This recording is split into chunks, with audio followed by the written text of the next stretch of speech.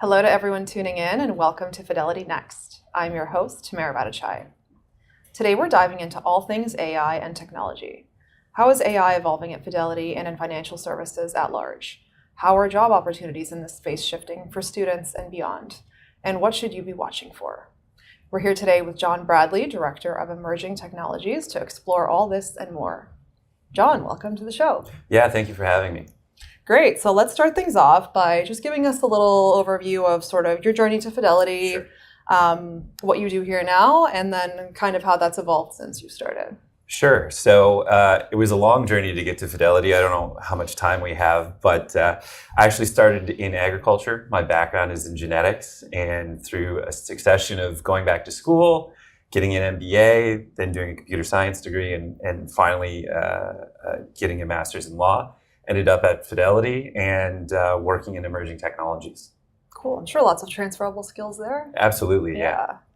So what does the emerging technology team do? What exactly are all the different areas, and what do opportunities in those areas look like? Yeah, the best way to describe the emerging technologies team is we're an in-house consulting group. So we specialize in kind of the newest technology, trying to identify it, understand it, and figure out where it best fits within the organization.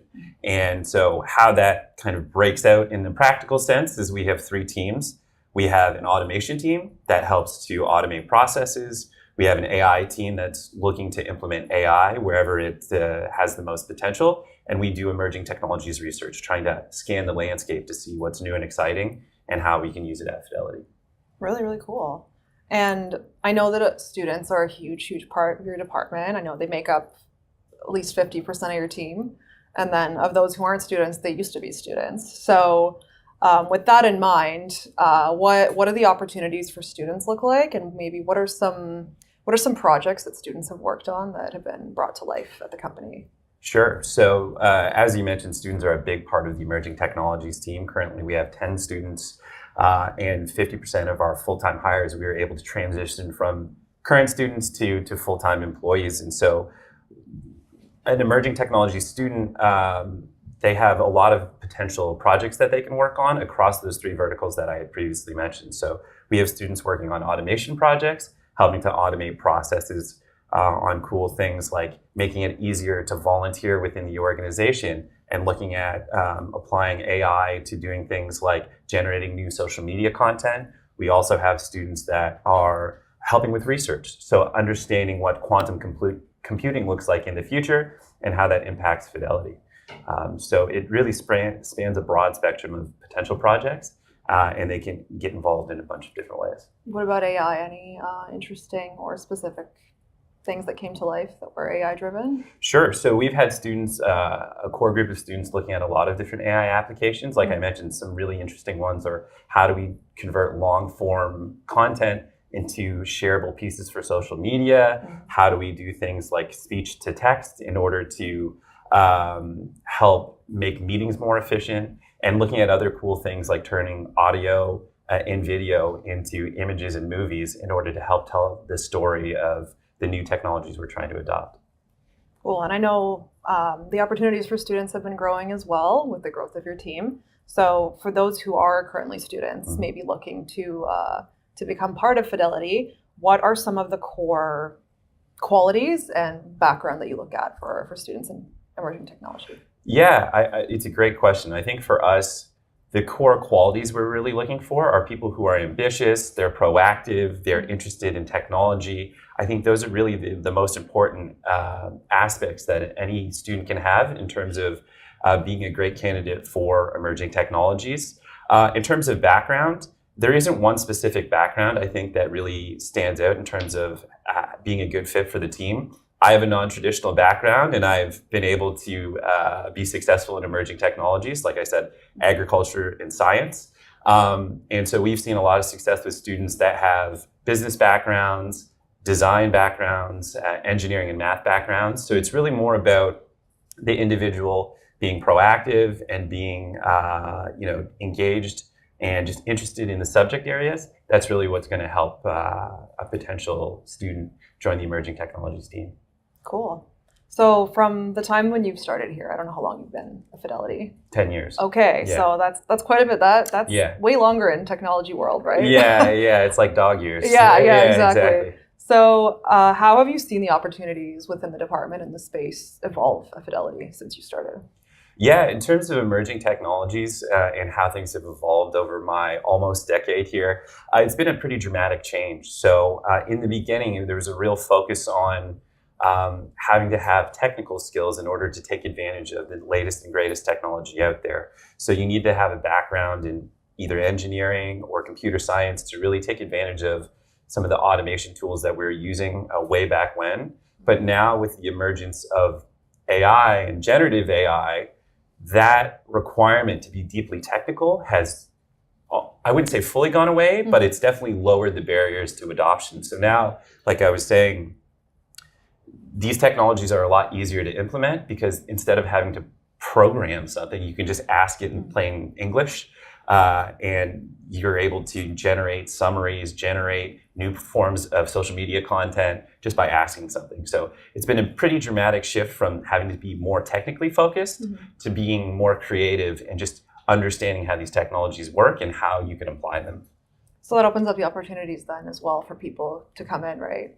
Absolutely. So you don't need that technical background as much these days. And so that's exactly it. So you can come from a creative background, you can come from a design background and utilize these AI tools to do all kinds of great things that might not have been possible even a few years ago. Interesting. So all that being said, how would you say that you're seeing things evolving at Fidelity as a company, and like how different departments implement all this different technology, and how do you see that shifting in the next few years? I think it's so kind of in related to what we were just talking about. The ability to implement AI and various forms of automation has been more democratized over the last few years because the ease of use and the ease of access has gone way up with these tools. So it used to be you had mainly your IT department that was managing and implementing these tools and supporting, things like automation and AI. Now what you're seeing is from the major vendors that we use across the organization, they're rolling out AI features and functionality. So if you're sitting in marketing, you tap into an Adobe tool just by clicking a button or entering some text. Or if you're on the sales team, you can go to Salesforce and there's AI at your fingertips. So that's been a dramatic shift. Whereas before, it would take years to build an AI product or solution, and then you would have to integrate it into these systems, and it was very complex. Now it's just so much easier. So it's allowing non-tech people to use these tools across the organization. Yeah, it's just plugged into all the programs that we're already using, right? Absolutely, yeah. Amazing. So in your role, I know you get to go to a lot of really cool industry conferences and stuff like that. What are, of all the ones you've been to in the last year or so, what are some key takeaways that have sort of stood out to you in your mind? Sure. So if I were to summarize it maybe into kind of 3 high-level takeaways, just because there's so much going on. One, I would say AI is here to stay. So in emerging technologies, we see there's a lot of hype around certain things, but they kind of fizzle out. The metaverse was one thing that was here, today and gone tomorrow, but AI definitely has a strong hold in terms of the workplace and how we're going to use it going forward. The next kind of big takeaway is the rapid pace of change. So it seems like things, are changing by the minute, and it can feel overwhelming to try and stay on top of what's the latest development from Google, from Apple, from Meta.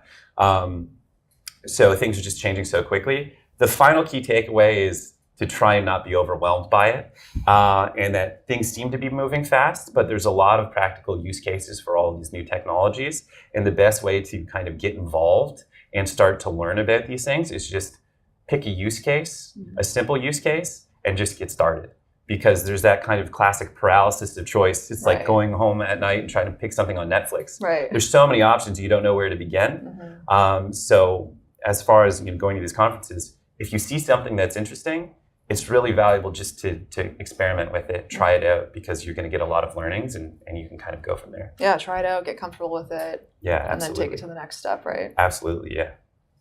So you mentioned social media. Mhm. How are you observing that that's shifting with all these new tech tools and AI? Yeah, in terms of social media, I think it's a really interesting use case. I actually use it for my own social media quite frequently. And what it's allowed myself to do, as I'm sure others, it really accelerates the rate of content creation. So previously, you'd have to kind of write out a post, you'd have to go take some images or take some photographs, record a video. Now you can automate a lot of that with AI. So you can use AI to generate the content. You can also use AI to create an image or create a video. Alternatively, you can use AI to accelerate the editing process if you've recorded something that you actually like. So it's really accelerated the rate of content creation, and it also allows you to reach a broader audience because once you have that single piece of content, you can translate it into multiple languages. You can also use AI to repurpose that into shorter or longer form content. So you can extend the stuff that you've already created. So it's really accelerated the rate of change as well as the opportunities of leveraging existing content to reach a much broader audience. And I'm sure with that scale, you see there's better ways and worse ways of doing it. And sometimes it's more obvious that it was done by someone who might not necessarily know what the right commands are. So what are your thoughts on that? You're absolutely right. So using AI tools or automation tools is just like anything else. It's both an art and a science. So these tools are available to everybody, but it's how you use them, how you create the images that you're going to post on social media, how you prompt your favorite LLM to create that content. Some of it is obvious, and some of it is a lot more nuanced, and there's a skill there, and you can definitely tell when somebody's doing it the right way and the wrong way. And you're more likely to engage with the content that looks more organic and looks like somebody's created it than if it's just using ChatGPT to kind of spam out something just for the sake of putting it out there. Yeah, and if you had to pick one of these trends that you're seeing right now that really stands out to you, that we should all care about more than anything else, as far as how we do our jobs and how we live our lives, what would that be? I think of the trends that I was seeing at the conferences, I think just testing things out is one of the most important things, testing out AI tools or any new technology for that matter, because AI is here to stay and it's going to impact us both in our personal and professional lives. And the more that we get comfortable with these tools, the better we'll be able to take advantage of them for our own personal and professional benefit. So experimenting with things that are available to you can pay a lot of dividends. And so I would just encourage people to try them out because there's a lot of people who are skeptics or a lot of people who might be concerned about what these tools are going to do. But in testing them out, you get more comfortable with them and you get to see more of the potential and how they can help you. So you mentioned earlier that the rate of change is crazy, crazy fast, and that can be super daunting and scary for those who are trying to keep up with it. What shouldn't we be afraid of in that sense? I think in terms of what we shouldn't be afraid of is the fact that technology is changing, because technology has always changed. They say we're in the fourth industrial revolution, which implies that we're three before this, and things have all ultimately worked out. So just because things are changing isn't necessarily a bad thing, and that's going to create a lot of opportunities for us in the future.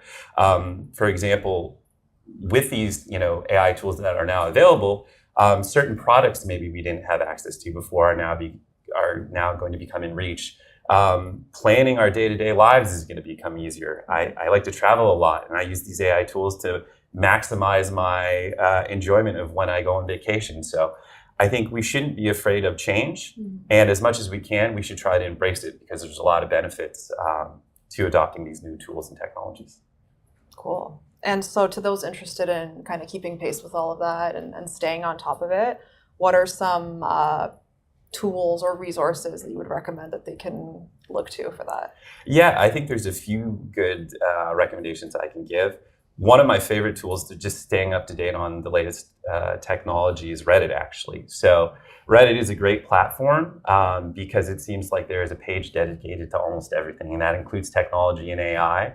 And there's a lot of interesting conversations that are going on.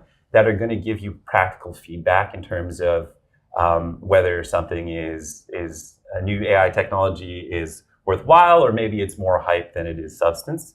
And so Reddit is a great place to start. I know Fidelity Canada has a great Reddit page that I encourage people to go check out. But there's other technology pages on Reddit that are worthwhile. Other great resources are things like YouTube. So I'm a big YouTube fan. Actually had the chance to go to Google a couple days ago and hear all of it, the latest and greatest YouTube technology. And that's a great format for me because I find that there's a lot of great creators out there that are talking about technology and really summarizing the information in a way that's easily digestible for me. And sometimes it's, YouTube Shorts or other short form content. So it really allows me to stay up to date in an easy and engaging way. And then finally, for those of people who are maybe a bit more advanced, you can use AI tools to stay on top of AI tools. So you can go to things like ChatGPT and say, hey, what's the latest AI update for the month? What tools or technology are making the news? And that can give you kind of a quick summary as complementary to both Reddit and YouTube. So I don't think there's any one approach. It's whatever best suits the individual and how they prefer to consume content. Yeah, there's so many ways to make our lives easier and better. And as much as it does maybe sound daunting, it's actually just so much more opportunity, right? Yeah, absolutely. Well, John, thank you so much for the discussion. This was super insightful and always a pleasure chatting with you. Yeah, thank you very much for having me. Thanks to everyone who tuned in for joining us on today's episode of Fidelity Next. If you want to catch a replay of this episode, you can find it on Fidelity Canada's YouTube channel under the Fidelity Next playlist. Or if you prefer to just listen, you can find our past episodes everywhere you get your podcasts, including Apple and Spotify. Thanks again for joining the discussion, and we'll see you on the next episode.